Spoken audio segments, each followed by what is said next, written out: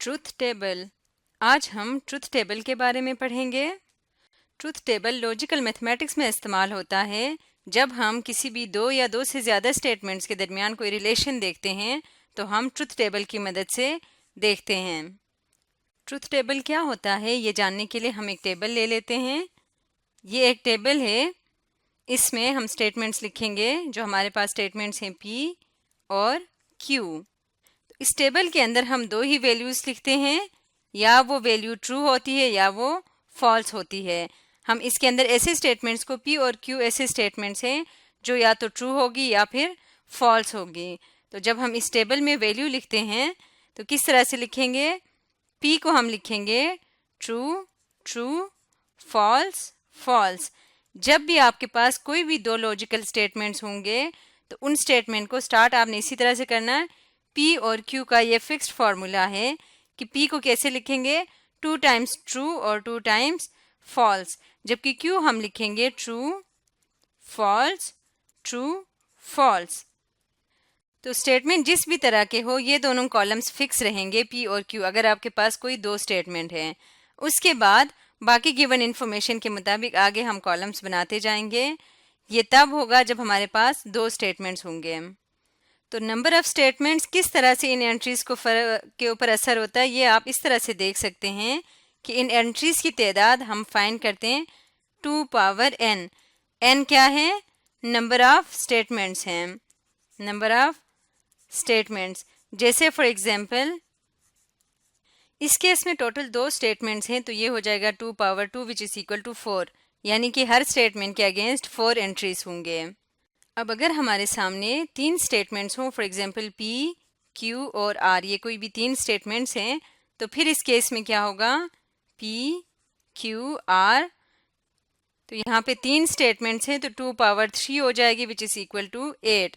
इसका मतलब यहाँ पे 8 एंट्रीज होंगे। हमने किस तरह से लिखना है? जो P के एंट्रीज है वो हमने लिखना है 8 डिवाइडेड बाई 2 करके, तो ये आ जाएगा 4, यानी कि फर्स्ट 4 ट्रू होंगे 3, 4 और लास्ट 4 होंगे फॉल्स। P के एंट्रीज को एग्जैक्टली हाफ करना है, फर्स्ट हाफ ट्रू होंगे हमेशा और सेकेंड हाफ जो है वो फॉल्स होंगे। जब Q के एंट्रीज को लिखेंगे तो हमने करना है 8 डिवाइडेड बाई 4, तो ये आ जाएगा 2। तो इसका मतलब क्या होगा? 2 एंट्रीज ट्रू होंगे, फर्स्ट 2, सेकेंड 2 फॉल्स होंगे। इसी तरह से ये चलता जाएगा। और जब R के एंट्रीज लिखने हैं तो हम अल्टरनेट लिखेंगे, first true, second false, third true हो जाएगा, फोर्थ फिर फॉल्स, ट्रू फॉल्स ट्रू और फॉल्स हो जाएंगे। तो अगर कोई भी लॉजिकल स्टेटमेंट हो जिसमें ये तीन स्टेटमेंट्स इन्वॉल्व हो रहे हों तो फिर उसमें हम क्या करते हैं? हम ये वाला ट्रूथ टेबल यूज़ करते हैं। इसी तरह से अगर हमारे सामने 4 एंट्रीज होंगे यानी 4 स्टेटमेंट्स होंगे P, Q, R और S, तो इस केस में टोटल कितने एलिमेंट्स होंगे ट्रूथ टेबल में? 2 power 4 which is equal to 16। तो P के एलिमेंट्स होंगे, P में फर्स्ट जो है 8 वो ट्रू होंगे और लास्ट 8 क्या होंगे? फॉल्स होंगे।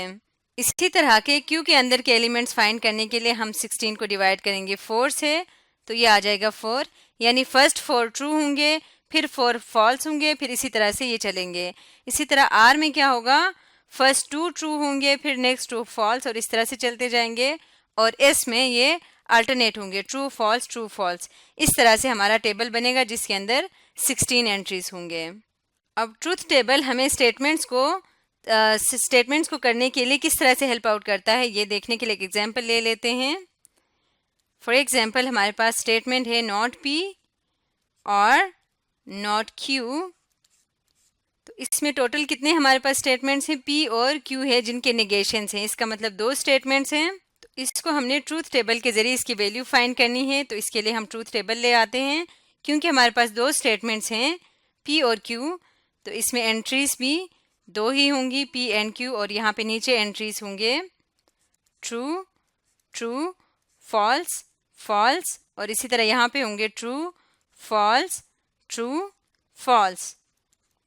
सबसे पहले इन दोनों कॉलम्स को फिल करना, फिर हम अपने स्टेटमेंट को देखेंगे यहाँ पे हमें नॉट पी चाहिए और नॉट क्यू, ब्रैकेट के अंदर वाले वैल्यूज को पहले फाइंड करेंगे।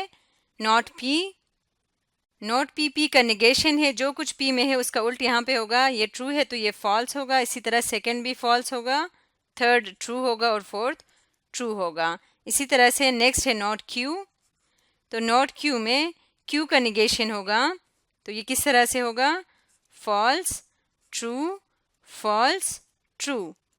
लास्ट में हमने क्या फाइंड करना है, नॉट पी और नॉट क्यू, तो यहाँ पे लिखेंगे नॉट पी और नॉट क्यू।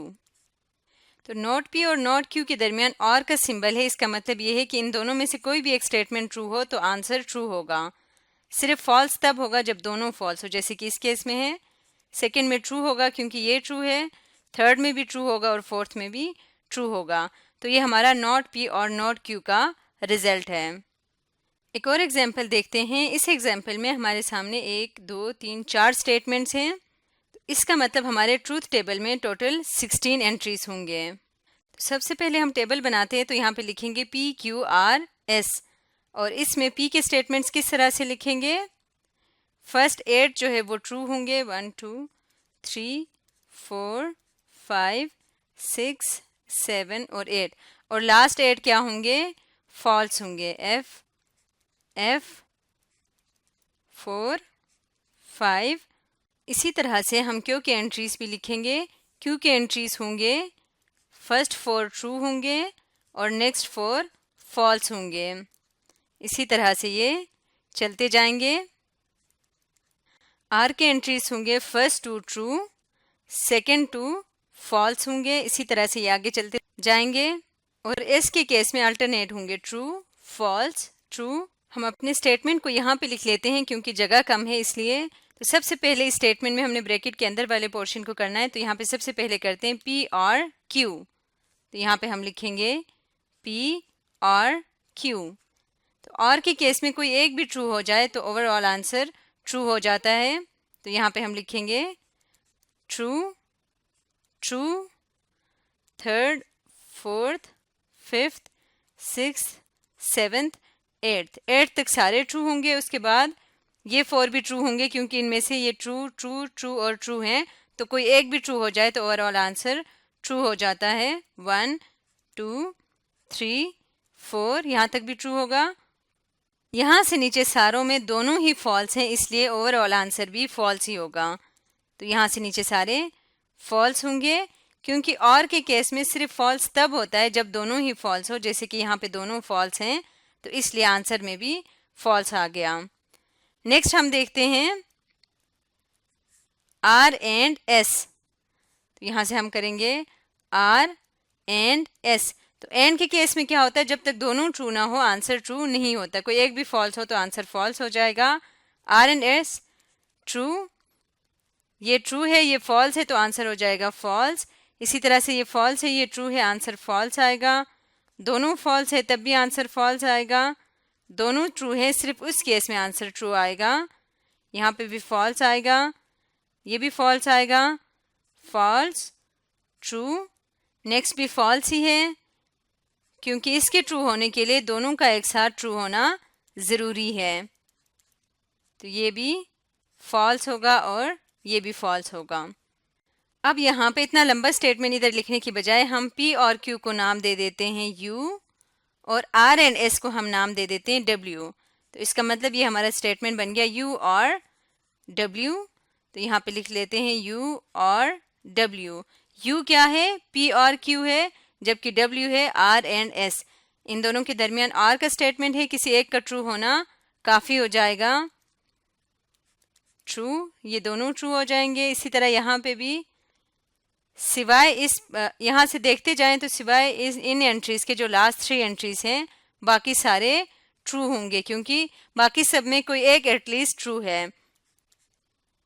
तो इस तरह से हमने सारा टेबल कंस्ट्रक्ट कर लिया। लास्ट 3 एंट्रीज फॉल्स होंगे क्योंकि दोनों ही फॉल्स हैं, बाकी सब में एटलीस्ट 1 ट्रू था इसलिए ट्रू हो गए। अब इसका निगेशन है नॉट यू और W। अब इसके निगेशन में क्या होगा, लास्ट 3 एंट्रीज यहाँ पे ट्रू होंगे बाकी सारे फॉल्स होंगे, क्योंकि इसका निगेशन है यानी इसका एग्जैक्टली उल्ट है। तो इस तरह से हमने दिए हुए स्टेटमेंट के लिए ट्रुथ टेबल कंस्ट्रक्ट कर लिया। तो आज की वीडियो में हमने ट्रुथ टेबल के बारे में पढ़ा।